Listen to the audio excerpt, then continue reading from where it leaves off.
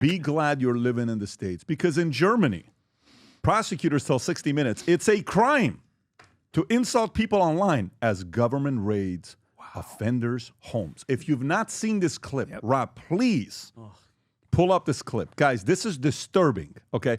Oh, shit, we can't, right? Because it's 60 Minutes. Yeah, this has been the case, though. We cannot show it, We Rob. can dispute. We can play it and dispute it because it is covered under fair use. So we should be fine to play. What it. happened the last time, though? No, the last No, time the you'll get interview in was trouble. taken You'll down. get in Don't trouble. play it, Rob. The last time Can I tell them, Pat, what happens in this yeah, video? so don't Can I play show this it to on you the guys? back. CBS show it gets to really us, and you cranky. actually say what's going on, Rob. Go ahead. So basically, this person that they're going into their apartment right now with CBS embedded in their police operation, this person posted something online that was apparently racist, okay? And by the way, who's to say, because they haven't showed it.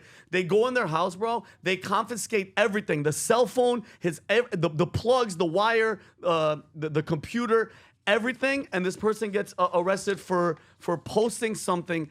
And then they ask the prosecutors, it's an interview with 3 other lawyers. They go, so listen, if somebody says something, they repost something online that you said that was mean and hurtful. He goes, yeah, you go to jail. He's like, in your face, it's still bad, but you could like insult somebody, Brian, in their face. If you post something or you repost something that wasn't true or like a funny meme of somebody, you're going to jail. Actually, there's a caveat to this. Yeah. So in Germany, since World War II, after the Nuremberg trials, the denial of the Holocaust or Nazi propaganda is what is punishable by jail. And this has been happening in Germany for a long time. This is not new. This is just a news story, but this has always been the law in Germany, okay? And what probably happened here is this guy posted something that was pro-Nazi, Nazi paraphernalia, or the denial of the Holocaust. When you do that in Germany, since I think 1948, it has been illegal. And that's what's really going on. But when they ask these prosecutors, they're like, so if somebody posts something that's not true, like, sometimes we repost whatever, X will say, community post. They were like, oh, no, you're going to jail.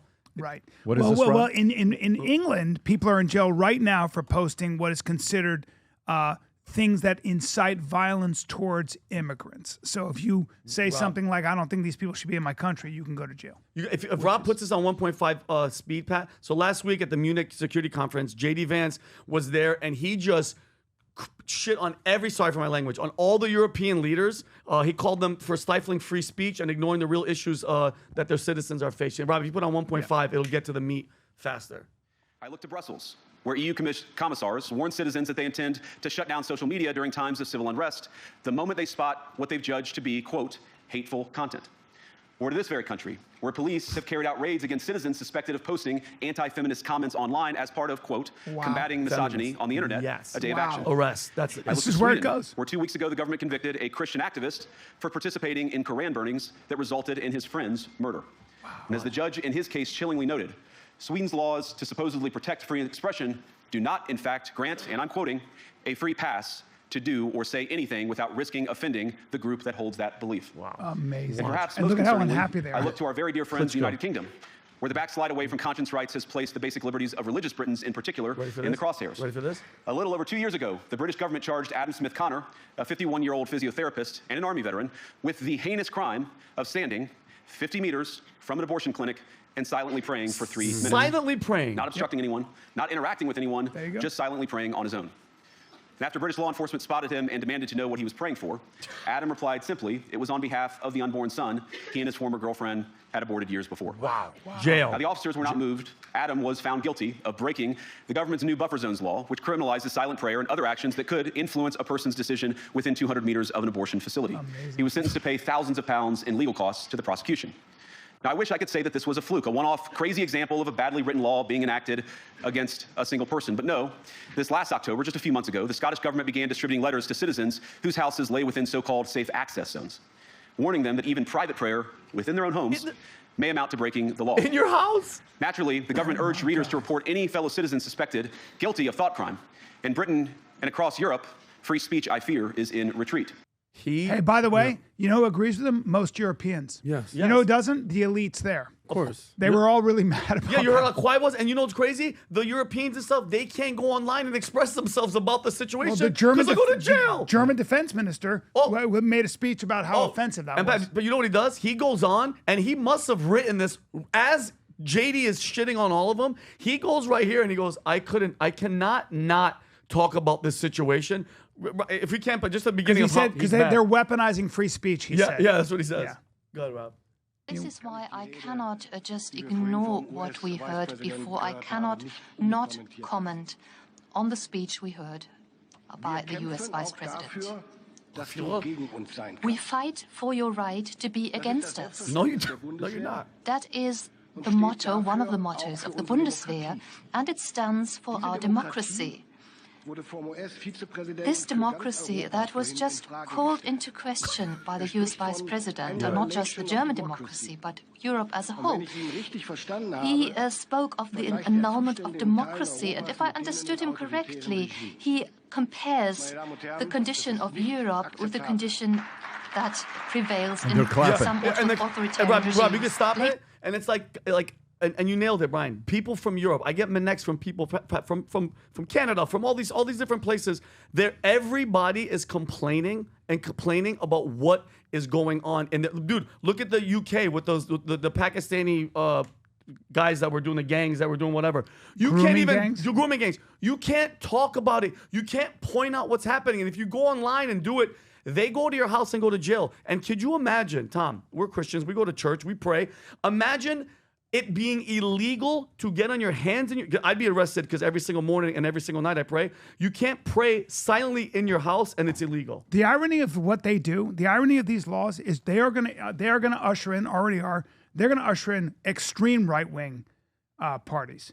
That's how it happens. Because what happens is people go, really? You want to do this to me?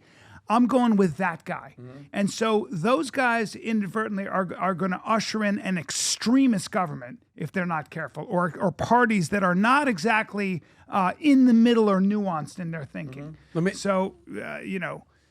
It's not, the left is always never ceases to amaze me in how restrictive they can be. Look, free speech, guys. You know why you want free speech? Yes. You know why? Watch this.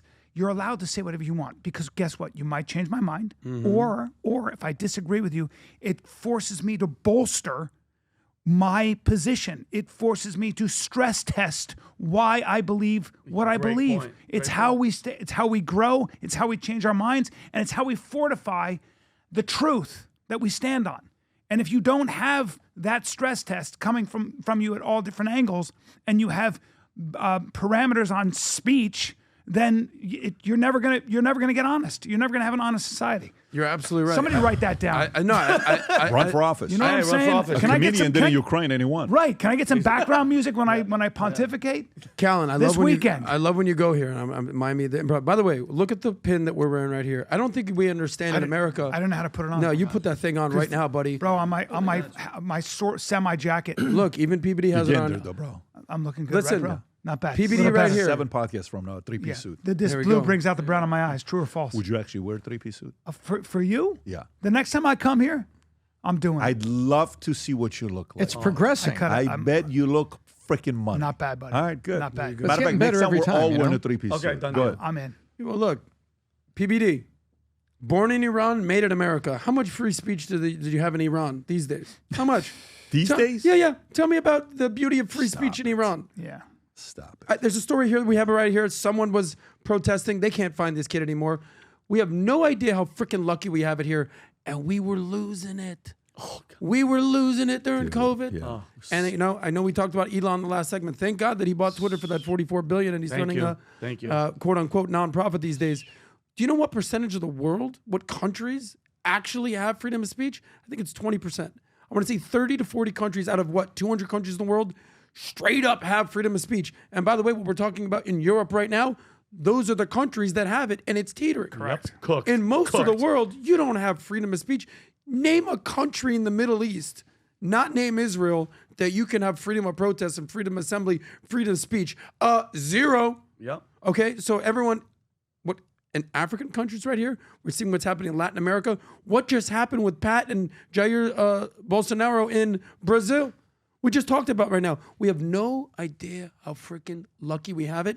And according to our friend ChatGPT, 80% of the global population is living in countries where freedom of expression and freedom of speech is declining. Great. Since COVID.